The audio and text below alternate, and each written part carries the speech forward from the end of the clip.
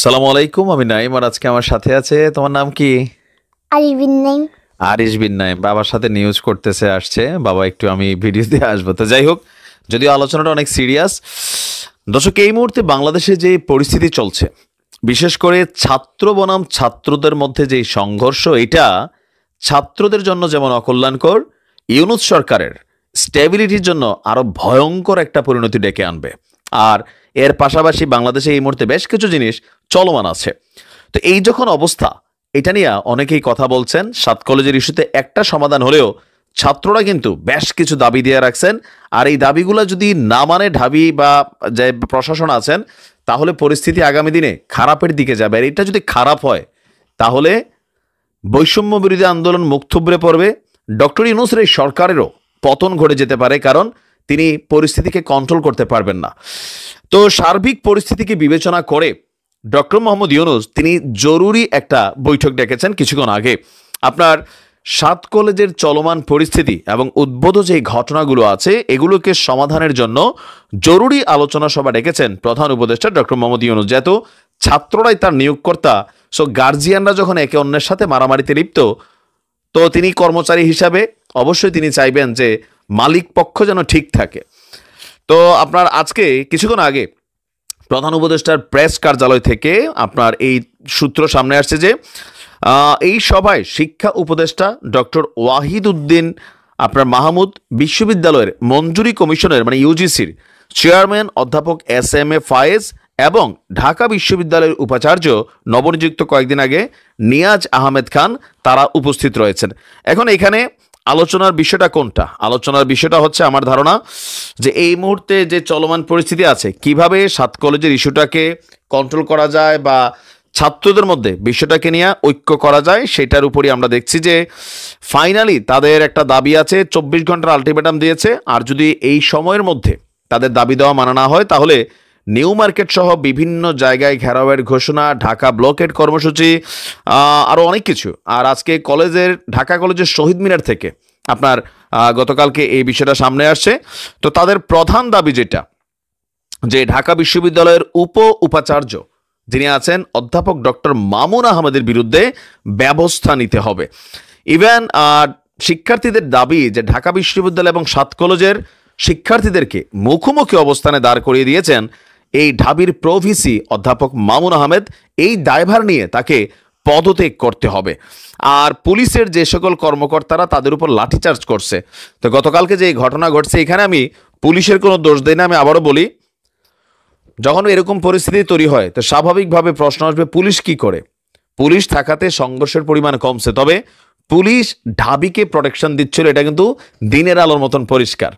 আমরা দেখছি যে পুলিশের পিছনে ছিল ঢাকা ইউনিভার্সিটির ছাত্ররা, ঢাকা কলেজ সহ 7 কলেজের স্টুডেন্টরা ছিল প্রকাশ্যে। আর এর পাশাপাশি এই মুহূর্তে বৈষম্য বিরোধী আন্দোলনের এই যে ছাত্রদের ঘটনায় আইন উপদেষ্টা আসিফ নজরুল সাল তিনিও কিন্তু শঙ্কা প্রকাশ করছেন। ইভেন যারা বৈষম্য বিরোধী নেতা আছেন, ছাত্ররা, তারাও মনে করছেন তারা যদি কিলাকিলিত লাগে, তাহলে আপা কিন্তু টুক করে ঢুকে পড়বে। ইভেন আমাদের মিজানুর রহমান আল আজহারি তিনিও বলছেন শকুনিরা নাকি চাচ্ছে ছাত্রদের মধ্যে একটা বিভেদ তৈরি করতে। তার মানে এই শকুনি কারা? আওয়ামী লীগের কথায় তো আর এখন এইসব আন্দোলন হচ্ছে না। তাহলে ঢাবির যে প্রভিসি যিনি আছেন মামুন, তিনি কি শকুনি, অথবা এর বাইরে আসলে কি চলছে? তো দেখা যাক জরুরি এই বৈঠক থেকে কি সিদ্ধান্ত সামনে আসে, আমরা হয়তো কিছুক্ষণের মধ্যেই জানতে পারবো। কেউ কেউ বলছেন যে এই ধাক্কা যদি ডক্টর ইউনূস সামলাইতে না পারে, দ্রব্যমূল্যের ঊর্ধ্বগতি, বৈদেশিক বিনিয়োগ বন্ধের দিকে, তাহলে এই সরকারকে মানে পথ ছেড়ে দিতে হবে। যে কোনো সময় সরকার আপনার পতনের মুখে পড়ে যাবে, জনদাবিতে বিস্ফোরণ করবে, রাজনৈতিক দলগুলো আপনার এই গেমটা মোটামুটি খেলতে পারবে। বাট সকল কিছুর মধ্যে একটা বড় ধাক্কা হচ্ছে আপাতত নির্বাচনের আগ পর্যন্ত আমার মনে হয় না যার ইউনূস সরকারকে ক্ষমতা ছাড়তে হবে। একটা বড় বাঁচা তিনি বেঁচে গেছেন। একটা চমলক্ষ ঘটনা ঘটে গেল, চলুন দেখি কি সেই ঘটনা। সালাম আলাইকুম। মার্কিন যুক্তরাষ্ট্রের রাষ্ট্র ক্ষমতায় ডোনাল্ড ট্রাম্প আসার পর থেকেই আগামী 3 মাসের জন্য বিশ্বজুড়ে যে আমেরিকা সরকার কর্তৃক যে ত্রাণ সহযোগিতা করা হতো, সেটার উপর একটা নিষেধাজ্ঞা আরোপ করা হয়েছে, নিশ্চয়ই সকলে জানেন। তবে আমাদের প্রেস উইং বলছে, মানে শফিকুল সাহেব তিনি বলছেন যে বাংলাদেশের রোহিঙ্গা ইস্যুতে আমাদের যে অনুদান আসতো মার্কিন যুক্তরাষ্ট্র থেকে সেটা চলমান থাকবে। বাট এর বাহিরেও দাতা দেশ হিসাবে, বিশ্বের সবচেয়ে বড় দাতা দেশ হিসাবে বাংলাদেশকে গত 21, 22, 23, 24 বছরে প্রায় $200 কোটি কাছাকাছি কিন্তু সহযোগিতা করেছিল মার্কিন যুক্তরাষ্ট্র বিভিন্ন খাতে। ইভেন আমাদের সামরিক খাতেও একটা বড় ধরনের অনুদান বা বিভিন্ন উপহার সামগ্রী কিন্তু মার্কিন যুক্তরাষ্ট্র দিত, সেগুলো সবকিছু বন্ধের পথে। তার উপরে এই ডক্টর ইউনূসের সরকার আসার পর গণমাধ্যমের রিপোর্ট অনুযায়ী 71% বৈদেশিক বিনিয়োগ বাংলাদেশে কমে গেছে। মেইন কারণ হচ্ছে যে কোনো একটা রাষ্ট্রে যখন একটা স্থিতিশীল সরকার না থাকে, গণতান্ত্রিক সরকার না থাকে, তো যারা বিনিয়োগকারী সারা পৃথিবীর নামি দামি কোম্পানিগুলা তারা কিন্তু সেখান থেকে বিনিয়োগ বন্ধ করে দেন। আপনি যদি ধরেন ইউক্রেনের অবস্থান দেখেন, রাশিয়ার অবস্থান দেখেন, প্যালেস্টাইন থেকে শুরু করে ইসরায়েলের অবস্থান দেখেন, অনেক জায়গায় এই নামি দামি কোম্পানিগুলো কিন্তু আপনার বিনিয়োগ বন্ধ করে দেয়। তো এই সকল কিছু মিলিয়ে একটা মহা চাপের মধ্যে আছে ইউনূস সরকার। এর মাঝখানে বাংলাদেশের আরেক সহযোগী পার্টনার ইউরোপীয় ইউনিয়ন। মার্কিন যুক্তরাষ্ট্র যেদিকে হাঁটে আমরা জানি তার পিছনে পিছনেই ইউরোপীয় ইউনিয়ন হাঁটে। তারা নামে একটা আলাদা সংস্থা হলেও বেসিক্যালি আমেরিকার সিদ্ধান্তে তারা প্রভাবিত হয়। তো এখন এই মুহূর্তে বাংলাদেশের জন্য ইউরোপীয় ইউনিয়ন কোন পথে হাঁটবে? তবে দিন শেষে ডক্টর মোহাম্মদ ইউনূসের জন্য একটা বড় ধরনের সুসংবাদই আমরা বলতে পারি। কারণ ইউরোপীয় ইউনিয়নের যিনি ইউরোপীয় কমিশনের যিনি প্রেসিডেন্ট আছেন উর্সুলা ভন ডার লেয়েন, তিনি একটা খোলা চিঠি পাঠিয়েছেন ডক্টর মোহাম্মদ ইউনূসকে। আর এই চিঠির যদি পরিভাষাটা আমরা মোটা দাগে বলি যে আপনি কোনো টেনশন করেন না, আমরা আপনার সাথে আছি।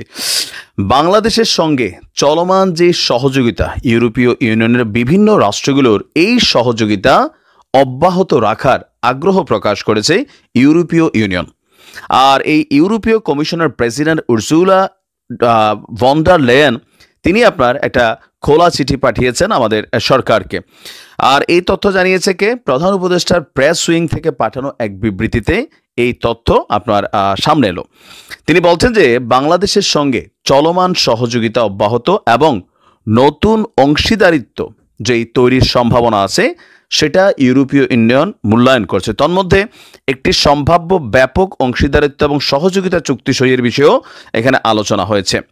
আর আরও একটা পজিটিভ দিক হচ্ছে বাংলাদেশ থেকে গেল 17-18 বছর যে পরিমাণ টাকা পাচার হয়েছে সেই টাকাগুলো আওয়ামী লীগের বিভিন্ন নেতা এমপি কর্মী, পাশাপাশি প্রশাসনে থাকা আমলা কামলা, মানে যারাই আছে বাংলাদেশ থেকে বা বিভিন্ন ব্যবসায়ীরা যে টাকাগুলো ইউরোপীয় দেশগুলোতে আপনার পাচার করে দিয়েছে, সেই টাকাগুলোকে উদ্ধারেও ডক্টর মোহাম্মদ ইউনূসের সরকারকে সর্বোচ্চ সহযোগিতার আশ্বাস দিয়েছে ইউরোপীয় ইউনিয়ন। আর আমাদের পররাষ্ট্র উপদেষ্টা তিনি আপনার ইউরোপীয় ইউনিয়নের যিনি কি বলা হয় যে আপনার একজন আছেন আপনার ভাইস প্রেসিডেন্ট নিকোলা বিয়ার, তার সাথে এক বৈঠকে তিনি এই সহযোগিতা চেয়েছেন। কিন্তু এই বক্তব্যগুলোর মধ্যে অনেকগুলো আছে সুশীল টাইপের বক্তব্য। সুশীল টাইপ বলে তো যেমন ধরেন তারা বলছে যে তারা সহযোগিতা করবে, কিন্তু পাচার হওয়া টাকাগুলো দিয়া ইউরোপের বিভিন্ন নামি দামি বিলাসবহুল আবাসিক এলাকা এগুলো কিন্তু গড়ে তুলছে সারা পৃথিবী থেকে। শুধু বাংলাদেশ থেকে পাচারও না, সারা পৃথিবী থেকে পাচারের টাকাগুলো ওই দেশগুলোতে যায়। তারা বিনিময়ে নাগরিকত্ব দেয়, ব্যবসায়িক ভিসা দেয়, আপনার পরিবারকে ভিসা দেয়। তো এই সকল কিছুর মধ্যে দিয়া তাদের দেশের মধ্যে এই যে চোরাই টাকা যাচ্ছে তারা জানে না, অবশ্যই জানে। তাদের ইন্টেলিজেন্স, তারপর হচ্ছে যে ফিনান্সিয়াল ইন্টেলিজেন্স যেই সেক্টরগুলো আছে তারা কিন্তু যথেষ্ট সতর্ক। বাট তারপরেও কেন এই টাকাগুলা ঢুকানোর সময় ঢুকতে দিচ্ছে? অস্বাভাবিক ট্রানজ্যাকশন। আমরা যারা একটু ভালো দেশগুলোতে বসবাস করি, আপনার অ্যাকাউন্ট থেকে আপনি যদি একটা অপরিচিত অ্যাকাউন্টেও সামান্য কিছু লেনদেন একটু 19-20 হয়, তাহলে দেখবেন যে আপনার কাছে ব্যাংক থেকে ফোন আসে, মেসেজ আসে। তো সেই ক্ষেত্রে একটা হিউজ টাকা যখন যে কোনো মারফতে, এগুলো তো একটা চ্যানেলের মাধ্যমে ঢুকে, ব্যাংকিং চ্যানেলকে ফলো করে ঢুকে, তাই না? তখন তারা কেন আটকায় না? কিছু অংশ আছে টাকা ফেরত দেওয়ার ব্যাপারে আমার মনে হয় না যে ইউরোপীয় ইউনিয়ন আদৌ সহযোগিতা করবে। হয়তো ধরেন 1 লক্ষ কোটি টাকা পাচার হয়েছে, কথার কথা হয়তো $2 কোটি তারা ফেরত দেবে।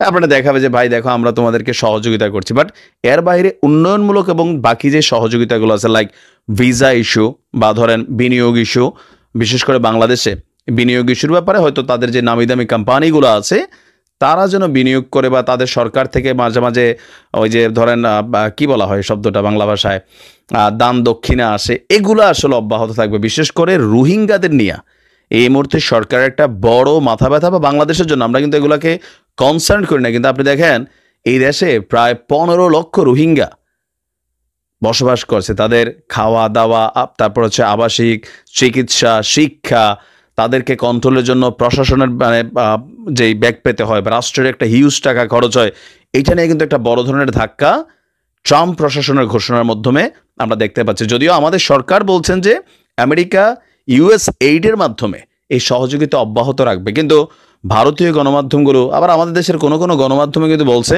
যে এরকম নাকি কোনো তথ্য আসে নাই। কিন্তু আমাদের প্রেস উইং যিনি আছেন সচিব, তিনি যেহেতু বলছেন, সো আমরা তার কথাকে আপাতত বিশ্বাস করছি। আর যদি জনগণকে মূর্খা বানাই থাকে সেটাও কিন্তু সামনে চলে আসবে।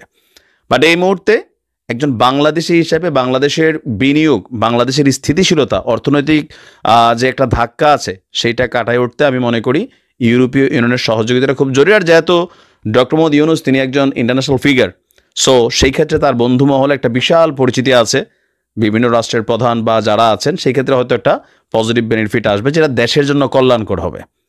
তো যাই হোক, দেখা যাক কি হয়।